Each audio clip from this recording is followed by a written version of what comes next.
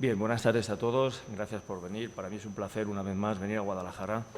Somos personas que somos de otra provincia y comunidad autónoma, pero hemos dedicado tiempo de nuestra labor de investigación y de ocio a esta provincia y agradecemos poder venir a presentar nuestros resultados de investigación aquí. En mi caso, yo realicé una tesis doctoral sobre el canal de Henares y lo que quiero ahora mostrar a lo largo de la presentación es la vinculación o qué efectos sanitarios y qué problemas de salubridad y de orden se dieron en el periodo de la construcción del canal de Henares. Ahí tenemos un poco el índice de la presentación que vamos a ir pasando. Primero vamos a hablar brevemente del canal, luego vamos a decir de dónde procedían los trabajadores, diremos cuáles fueron las condiciones laborales, veremos qué problemas sanitarios afloraron especialmente en los años de la construcción de la obra. Veremos también qué otros problemas graves de orden público surgieron especialmente en Humanes y Junquera, pueblecitos pequeños que se vieron sobrepasados por una afluencia muy importante de personal para la construcción del canal, y luego haremos unas breves conclusiones. En definitiva, no decimos más que el canal de Henares, hacemos una pequeña presentación. Es una infraestructura de riego que va desde Humanes hasta Beco, que riega 8.000 hectáreas, que está en uso en nuestros días y que tiene 150 años de antigüedad. Fue diseñada por ingenieros militares en el siglo XVIII, construido por una empresa inglesa en el siglo XIX y hoy en nuestros días tiene una comunidad de regantes que siguen dando uso y fertilizando con el agua del río a la campiña. Bien, en la investigación hemos trabajado varias fuentes. Por ejemplo, aquí tenemos los libros de registro de matrimonios, de defunciones y de bautismos que se han utilizado para la investigación, que son por ejemplo, los de Humanes y los de Junquera, en los que vamos a poder ver precisamente cómo la afluencia de personas de distinta procedencia tiene un registro documental en estos libros parroquiales, ¿no? También se ha manejado un grueso de documentación importante que está en el Archivo Municipal de Humanes y, bueno, aparte, un fondo gráfico que pertenece al Instituto del Patrimonio Cultural de España y, bueno, bibliografía y, por supuesto, hemeroteca de la época. Bien. Los trabajos se iniciaron en 1863, los trabajos ya de la construcción, una vez la empresa inglesa compró la concesión a un arquitecto y a un inversor madrileño. Y tiene, para centrar un poco, para que conozcamos en los lugares en los que surgieron los mayores problemas de salubridad y de orden, fueron especialmente en dos sitios. En la presa, les muestro fotos antiguas, muy conocidas, las de Lauren, y fotos actuales del autor, es decir, de quien presenta esta ponencia, un poco para apreciar los lugares especialmente significativos para la construcción del canal. Fueron la presa, que tenemos ahí, y luego tenemos el túnel.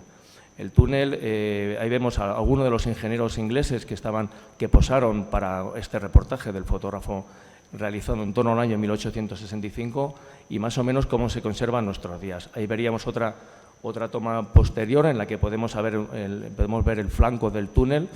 Para comprender, el túnel tiene 3 kilómetros de largo, dio lugar a se encontraron con un material muy rocoso, muy resistente. Hubo varias víctimas en la construcción del túnel y de ello tenemos testimonio documental en las distintas fuentes.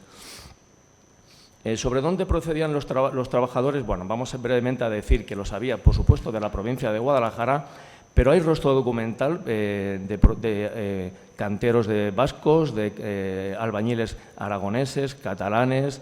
Aquí tenemos un joven, por ejemplo, acompañado por su madre.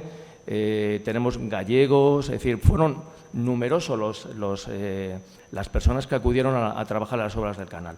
En la cita de la derecha tenemos a 3 ingleses y un francés. Fue también un número importante de ingleses, era inglesa la empresa que construyó el canal y, por tanto, hubo bastantes personas de esta nacionalidad. Con ello se ha realizado un vaciado de nacimientos en Humanes, por ejemplo, ¿no?, para que podamos ver que proceden de Zaragoza, de Orense, de Cuenca, de Vizcaya, de Francia, de Italia, etcétera. ¿De acuerdo? Bueno. No contó el canal de Henares con la ayuda de presidiarios, como si fue esta foto, no es del canal, sino las muy conocidas de Clifford, de la construcción del canal de Isabel II.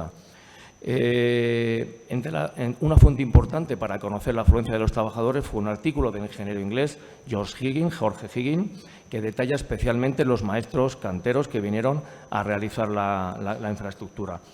Bueno, aquí vemos, por ejemplo, un bautismo en la iglesia de Humanes de una niña con padres de origen catalán, ¿vale? El padre era de Sant Feliu de Llobregat, ¿de acuerdo?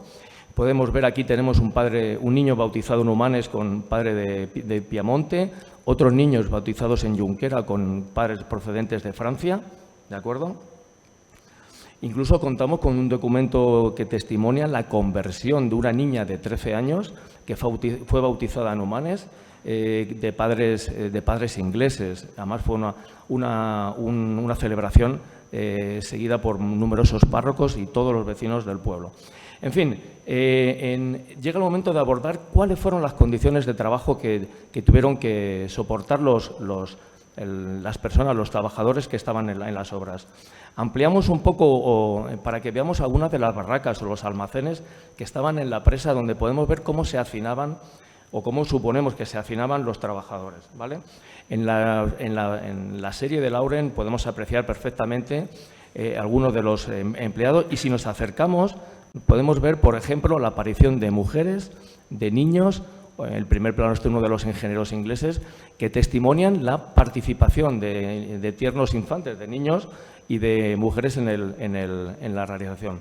Vemos anuncios que dicen que se admiten hombres, mujeres y niños. Vemos cuánto cobran los hombres, 9 reales al día, las mujeres y los niños 5 reales. Vemos también un anuncio a la derecha que dice que se necesitan jornaleros para trabajar en las bombas de la presa y que se pagaría por horas, lo que por cierto puede llevar a que se trabajara 10, 11, 12 horas por ánimo de aumentar el jornal.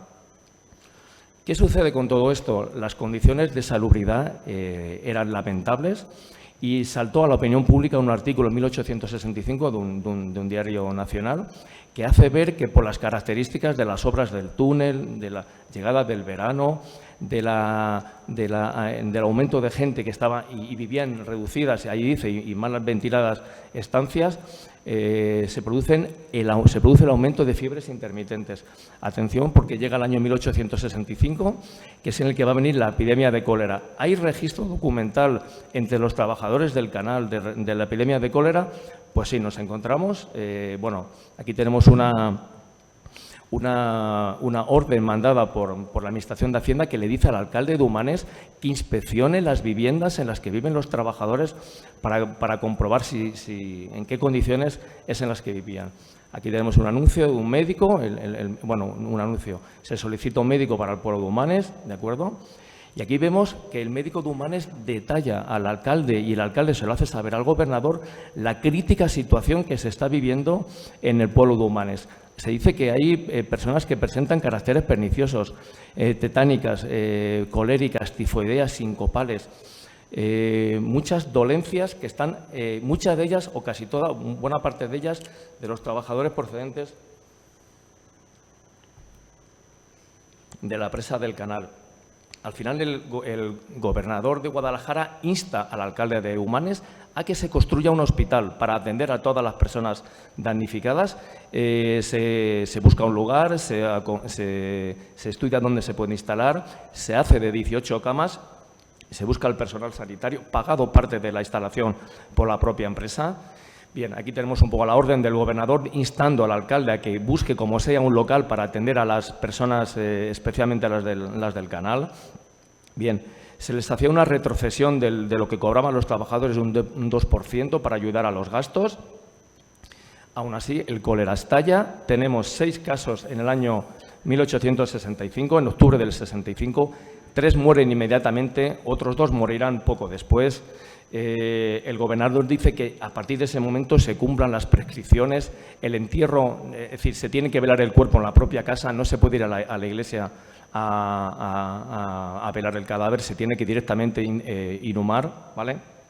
Bueno, aquí se cuenta cómo es un poco el procedimiento sanitario. Tenemos tenemos por fortuna un testimonio del farmacéutico, por cierto, de Brihuega, Sepúlveda y Lucio, ¿no?, que muy conocido por su hermano también, unos hermanos, ¿no?, amante de la farmacopea, muy conocidos, que trabajó 21 años de farmacéutico en Humanes, que describe la lamentable situación que tenían los trabajadores del canal. Bueno, y hay muchos ejemplos, jóvenes muertos por pulmonía, aquí tenemos, en fin.